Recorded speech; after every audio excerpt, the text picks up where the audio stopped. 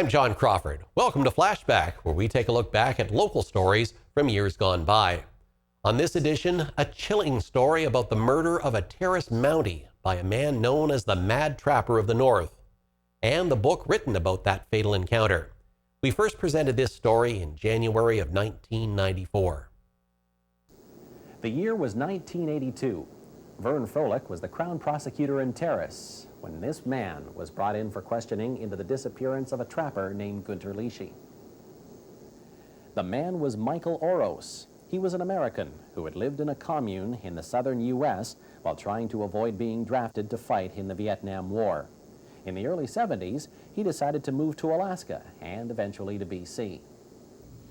Mike came into the North in Fairbanks, Alaska in '71 from the United States, from a commune in Taos, New Mexico. And he stayed till the early spring of '73 in Fairbanks. In '73, the Vietnam War was still going on, although at that point Americans were being pulled out of Vietnam, and the hippie youth movement was starting to retreat and die in America with the collapse of Vietnam. Mike Oros was propelled into the North originally for two reasons: one, to avoid the draft, and two, because he believed that the youth movement should go north and that's where it legitimately belonged. He crossed into Canada in the early spring of '73, and he settled in a country just north of Telegraph Creek in the early spring of '73. And he stayed there in that country from '73 until he was shot and killed in '85. So he was in there for quite a long time. Vern Froelich wrote this book based on the very detailed diaries that Oros kept. Now, these journals allowed Froelich to look into the mind of a man who, in the beginning, was deeply disturbed, and after nearly a decade living on his own in the bush, had become homicidal. In the summer times, when he got in there initially in the early spring, he spent the summer in the bush. And the summer had long days, and there were warm days, and Oros was really seduced by the countryside and by the weather and the space and the possibility of an easy life with salmon and berries and that sort of thing, and contact with Americans in a community called Winora and through there down to the States and the Alaska Panhandle. In the winter times, the isolation in the winter was so dramatic that in the winters Oros would become quite crazy. And the difference is when you read his diaries between, say, summer living and winter living, they're different human beings. Most of us can't imagine the isolation that Oros and others like him deal with when they live in the far north, especially the darkness and the coldness of winter. And that's something you don't really appreciate unless you're up there. And we just did the tour, and we crossed Pink Mountain outside of Fort St. John, and it was 23 below last week. And it's still warm down south at 23 below. When you're outside at 23 below and you realize how miserable it is in a parking lot and what it would be like in the bush at 40 below in a cabin with no windows and no door, and to live the winter like that with no heat, that's how Oros lived his winters. Oros came to believe he was being stalked by invisible sneak-arounds, that his mind and body had been poisoned by torture drugs planted by the RCMP. And so he retreated further into the bush to Hutsagola Lake, just south of Teslin Lake, and he marked out his territory like an animal in the bush. Oros left blazes on trees and notes on the blazes and messages, and he had a sign, the burning sun symbol, and it was his sign. He sort of marked a territory the way a wolf does. And there's no question, when Oros touched something or he came into a territory or he walked a trail, he appropriated it as his own. So it was his country, his trails, all the old cabins were his. When he stole things, as soon as he stole them and they were in his possession, they became his property. So if you were in his country, potentially, as I said, you faced the risk of being killed by him. And so in August of 1981, right into Oros territory came a German trapper by the name of Gunter Lishi. The two had met once before. In fact, Lishi had taken this photograph of Oros, which is on the cover of the book. Oros killed Lishi, hid his remains, and then took his belongings and retreated away from the bush area into another area of the far northwest. He came back, was eventually arrested, brought to Terrace, but since no body could be found, he couldn't be held. He had to be released by the psychiatrists, by the judge, and he came back to Hutsagola Lake. And we did everything we possibly could within the rules to keep him out of the bush, and we weren't able to do that. As the Crown Counsel, I was a senior prosecutor involved in the case. It's a very frustrating place to be when you have a man in your custody that you know is a killer, you know is going to kill again, and you can't do anything to stop that from happening, and all we can do is wait till the next killing. And in this case, the next person that was killed was a friend of mine, Mike Boudet. Michael Joseph Boudet was a young man from Brooks, Alberta. He was assigned to the emergency response team of the Terrace RCMP. 4 years after the courts had set Orosz free, he had occupied and destroyed a cabin in the far northwest at the south end of Teslin Lake. It was at that point that the police were sent in to find him. Orosz shot at a police spotter helicopter, and that's when the ERT were called in, and they had no illusions about whom they were dealing with and how tough the task would be.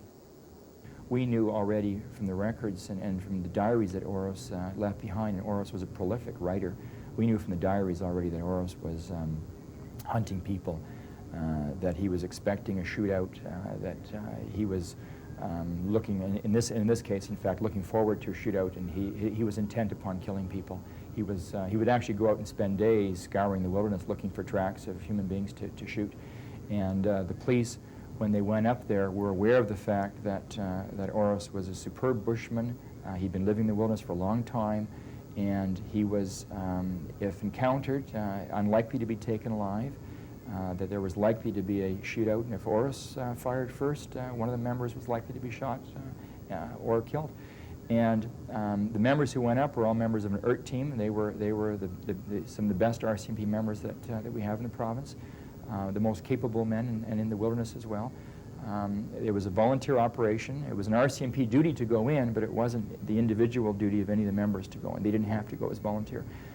The reason though they went each individually is that if any of the members didn't go, another man from another ERT team would be required to take their place, and not one of those men were prepared to risk the lives of others to fulfill that duty of the RCMP. So it was a very heroic act on behalf of the members of the RCMP, and the book is dedicated to Mike and Gary Rogers, Mike Boudet and Gary Rogers. Constables Boudet and Rogers and a third man, Constable Paul Hogan, stationed themselves along a peninsula of Hutsagola Lake while Orosz trudged toward them on the open lake, his sled loaded with supplies. Suddenly, Orosz abandoned his sled and tore off into the bush. When Orosz was out in the lake, the idea was if he's out in the open and they could deploy around the around the ice while he was in the open and they had cover, that would probably be the safest situation they would ever have to arrest him. So they tried to get up and get into position while he was in the open. Unfortunately, he was near shore and he was able to get into the bush. And once he was in the bush and the police were down on the ground and in different positions, he turned on the police and he started hunting the police. Orosz followed the policemen's tracks, snuck up behind them, and ambushed them. Boudet was gunned down instantly, and it was only luck that allowed Rogers to kill Orosz before Orosz could finish them all off. The details of the shootout at Hutsagola Lake are in this book. They make fascinating reading, and author Froelich says he's been overwhelmed by the response to his book. From the RCMP members who were involved, they're very pleased to see the book out. Generally, from members who don't know the story, but RCMP members, they're pleased that a book is written which pays tribute to the RCMP and to the force.